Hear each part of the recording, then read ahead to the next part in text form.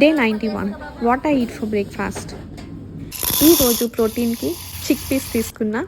వీటిని నిన్న నైటే నీట్గా వాష్ చేసి మునిగే వరకు వాటర్ వేసుకొని నైటే సోక్ చేసుకొని పెట్టుకోవాలి. మార్నింగ్ కల్లా ఇలా మంచిగా సోక్ అయిపోతాయి. ఇప్పుడు వీటిలో ఉన్న ఎక్సెస్ వాటర్ని తీసేసి సరిపడా సాల్ట్ వేసుకొని కలుపుకోవాలి.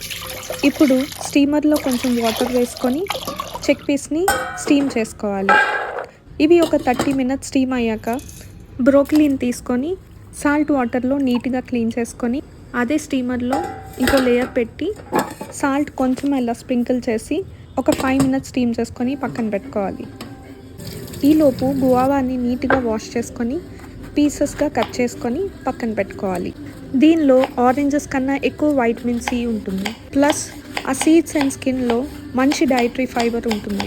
అది మన డైజెషన్కి చాలా హెల్ప్ఫుల్ అవుతుంది. Now comes plating.